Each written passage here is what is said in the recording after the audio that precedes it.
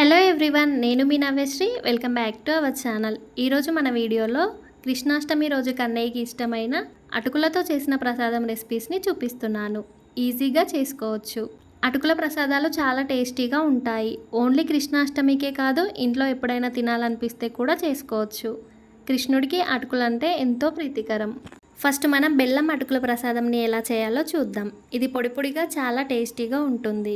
దీనికోసం ముందుగా స్టవ్ పై కడాయిని పెట్టుకొని అందులోకి 1.5 టేబుల్ స్పూన్ల వరకు నెయ్యిని వేసుకొని కరిగించుకోవాలి. నెయ్యి కరిగిన తర్వాత చిన్నగా కట్ చేసిన డ్రై ఫ్రూట్స్ని వేసుకొని ఫ్రై చేసుకోవాలి. మీ దగ్గర ఏ డ్రై ఫ్రూట్స్ ఉంటే అవిటినే వేసుకోండి. తర్వాత ఇదే నెయ్యిలోకి 1 కప్పు వరకు అటుకుల్ని వేసుకోవాలి. 1 టేబుల్ స్పూన్ వరకు ఎండు కొబ్బరి పొడిని కూడా వేసుకొని ఫ్రై చేసుకోవాలి. మీరు కావాలనుకుంటే ఈ ఎండు కొబ్బరి ప్లేస్లో మీరు పచ్చి కొబ్బరిని కూడా తురిమి తీసుకోవచ్చు. ఇవి మంచిగా ఫ్రై అయిన తర్వాత 1 అరకప్పు వరకు కాచి చల్లార్చిన పాలను తీసుకొని ఇందులోకి కొన్ని వేసుకుంటూ మంచిగా కలపాలి. అప్పుడు అటుకులు పాలని పీల్చుకొని కొంచెం సాఫ్ట్గా అవుతాయి. మీకు ఇంకా మెత్తగా కావాలంటే ఇంకా కొంచెం పాలను కూడా వేసుకోవచ్చు.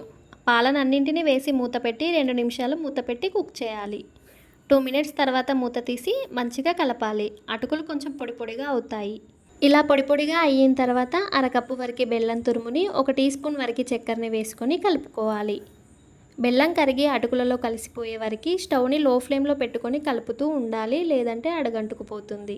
బెల్లం అటుకులు కలిసిపోయి ఇలా పొడి పొడిగా అయిన తర్వాత 1/2 టీ స్పూన్ వరకు ఇలాచీ పౌడర్, నెయ్యిలో వేయించుకున్న డ్రై ఫ్రూట్స్ని వేసుకుంటే కమ్మనైన బెల్లం అటుకుల ప్రసాదం అయితే రెడీ అయిపోతుంది. చాలా టేస్టీగా ఉంటుంది. నచ్చితే మీరు కూడా ట్రై చేయండి. కృష్ణుడికి అటుకుల ప్రసాదం అంటే ఇష్టం కాబట్టి మీరు కూడా అటుకులతో ప్రసాదం చేసి నైవేద్యంగా పెట్టండి. ప్రసాదంలానే కాకుండా ఇంట్లో అప్పుడప్పుడు తినాలనిపిస్తే కూడా చేసుకోవచ్చు. నెక్స్ట్ రెసిపీ టేస్టీ అయిన పుట్నాల పప్పుతో లడ్డూలు. వీటిని చేసుకోవడానికి ముందుగా స్టవ్ పై కడాయి పెట్టుకొని 1 కప్పు వరకు పుట్నాలను వేసుకోవాలి. వీటిని 2 మినిట్స్ వరకు లో ఫ్లేమ్లో పచ్చివాసన పోయేంత వరకు ఫ్రై చేసుకోవాలి. వీటిని ప్లేట్లోకి తీసుకొని పూర్తిగా చల్లారనివ్వాలి. ఇవి చల్లారిన తర్వాత మిక్సీ జార్లోకి వేసుకొని ఇందులోకి 2-3 ఇలాచీని కూడా వేసుకొని మెత్తగా గ్రైండ్ చేయాలి. ఇలా గ్రైండ్ చేసిన తర్వాత ఇందులోనే 1/2 కప్పు వరకు బెల్లం తురుమును వేసుకోవాలి. మీకు ఇంకా స్వీట్ కావాలనుకుంటే వేసుకోవచ్చు.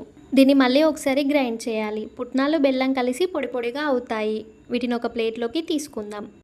ఇప్పుడు ఇందులోకి 1/2 కప్పు వరకు నెయ్యిని తీసుకొని అందులో డ్రై ఫ్రూట్స్ని వేయించుకొని ఇందులోకి వేసుకోవాలి. నెయ్యిని ఈ పిండితో మొత్తం కలిసేలాగా ఉండలేం లేకుండా రబ్ చేస్తూ కలుపుకోవాలి. ఇది కొంచెం వేడిగా ఉన్నప్పుడే కొద్దిగా పిండిని తీసుకొని లడ్డూలాగా చేసుకోవాలి. చల్లారితే మరీ పొడి పొడిగా అవుతుంది. మీకు లడ్డూలా రాకపోతే ఇంకా కొంచెం నెయ్యిని వేడి చేసుకొని తీసుకోవచ్చు. దీన్ని ప్రసాదంలానే కాకుండా ఈవినింగ్ స్నాక్లోకి, పిల్లలకి స్నాక్ బాక్స్లోకి, ఎప్పుడైనా స్వీట్ తినాలనిపించినప్పుడు ఈజీగా క్విక్గా చేసుకోవచ్చు. టేస్ట్ కూడా చాలా బాగుంటుంది. పుట్నాల పప్పుతో లడ్డూలు కూడా రెడీ అయిపోయాయి. నెక్స్ట్ వచ్చేసి పొడి ప్రసాదం. ఇదైతే 5 మినిట్స్లో చేసుకోవచ్చు. ఏ పూజలోకైనా ప్రసాదంగా చేసుకోవచ్చు. వంట రాని వాళ్ళు కూడా చేసేంతే ఈజీగా ఉంటుంది. దీనికోసం స్టవ్ పై కడాయి పెట్టుకొని 1 కప్పు వరకు ఇలా మందంగా ఉన్న అటుకుల్ని వేసుకోవాలి. ఇవి క్రిస్పీగా అయ్యేంత వరకు స్టవ్ని లో ఫ్లేమ్లో పెట్టుకొని ఫ్రై చేసుకోవాలి. ఇవి ఫ్రై అయిన తర్వాత వీటిని ఒక ప్లేట్లోకి తీసుకోవాలి. మళ్ళీ ఇదే కడాయిలోకి సేమ్ కప్పుతో 1 కప్పు వరకు పూల్ మకానాని వేసుకోవాలి. మీ దగ్గర మకానా లేకపోతే ఎండు కొబ్బరిని కానీ పల్లీలని కానీ వేసుకోవచ్చు, లేదంటే ఓన్లీ అటుకులతో కూడా చేసుకోవచ్చు. వీటిని కూడా క్రిస్పీగా అయ్యేంత వరకు ఫ్రై చేసుకొని ప్లేట్లోకి తీసుకొని చల్లారనివ్వాలి.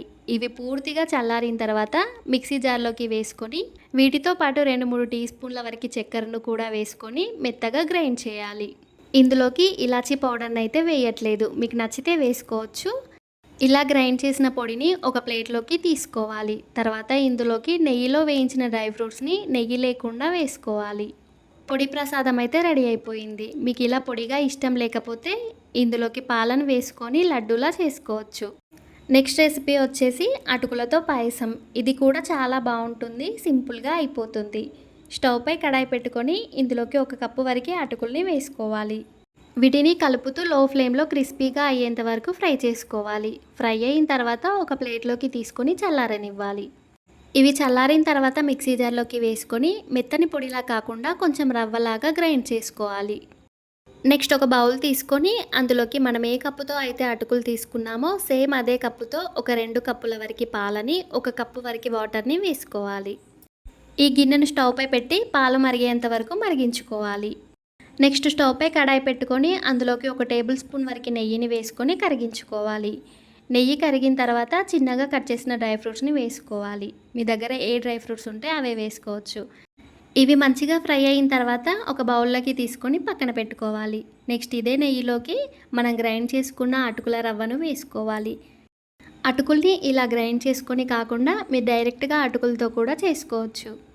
ఎలా చేసినా టేస్టీగా ఉంటుంది. ఇలా అటుకుల రవ్వను నెయ్యిలో మంచిగా ఫ్రై చేసుకోవాలి. తర్వాత మనం మరిగించుకున్న పాలను ఇందులోకి కొన్ని వేసుకుంటూ ఉండలేం లేకుండా మంచిగా కలుపుకోవాలి. ఈ అటుకుల పొడి పాలల్లో ఉడికి కొంచెం తిక్కగా అయ్యేంత వరకు కలుపుతూ ఉండాలి. తర్వాత ఇందులోకి సేమ్ కప్పుతో 1 కప్పు వరకు బెల్లం తురుమును వేసుకోవాలి. బెల్లం కరిగేంత వరకు కలుపుతూ ఉండాలి. బెల్లం కరిగి ఇంకా కొంచెం తిక్కగా అయిన తర్వాత ఇందులోకి 1/2 టీ స్పూన్ వరకు ఇలాచీ పౌడర్ని వేసుకోవాలి. తర్వాత నెయ్యిలో వేయించుకున్న డ్రై ఫ్రూట్స్ని కూడా వేసుకుంటే కమ్మనైన అటుకుల పాయసం అయితే రెడీ అయిపోతుంది. మీకు ఇంకా లూజ్గా కావాలంటే ఎక్స్ట్రా పాలను కూడా యాడ్ చేసుకోవచ్చు. చల్లారిన తర్వాత కొంచెం గట్టి పడుతుంది. కమ్మగా అటుకులతో పాయసం అయితే రెడీ అయిపోయింది. చాలా టేస్టీగా ఉంటుంది. మీరు కూడా ట్రై చేసి టేస్ట్ చేయండి. నెక్స్ట్ ప్రసాదం రెసిపీ వచ్చేసి పంచామృతం. దీన్ని చేయడానికి ముందుగా ఒక బౌల్ని తీసుకొని అందులోకి 1/2 కప్పు వరకు పాలని వేసుకోవాలి. పచ్చి పాలనే వేసుకోవాలి. అవి కూడా ఆవు పాలు. పూజలో నైవేద్యం కోసం ఆవు పాలనే యూస్ చేయాలి. నెక్స్ట్ ఇందులోకి 1 టీ స్పూన్ వరకు ఆవు నెయ్యిని వేసుకోవాలి.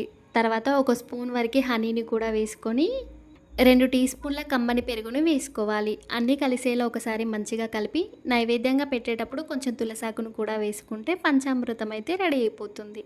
ఇంకా కొంచెం మంచిగా కనిపించడానికి నేనైతే పూల్ మకానాన్ని పైనుండి వేసుకున్నాను. మీకు నచ్చితే వేసుకోవచ్చు, లేదంటే స్కిప్ చేయండి. ఈజీగా చేసుకోగలిగే 5 అటుకుల ప్రసాదాలు అయితే రెడీ అయిపోయాయి. చాలా టేస్టీగా ఉంటాయి. మీరు కూడా ట్రై చేయండి. ఇవి ఓన్లీ కృష్ణాష్టమికే కాకుండా ఏ పూజలోకైనా ప్రసాదంగా చేసుకోవచ్చు. అప్పుడప్పుడు ఇంట్లో తినాలనిపిస్తే కూడా చేసుకోవచ్చు. పిల్లలకి కూడా చాలా బాగా నచ్చుతుంది. ఇష్టంగా తింటారు. ఈ రెసిపీస్ మీకు నచ్చినట్లయితే please do like, share and subscribe to our channel. Thank you for watching. Next ఒక మంచి రెసిపీతో మళ్ళీ కలుద్దాం.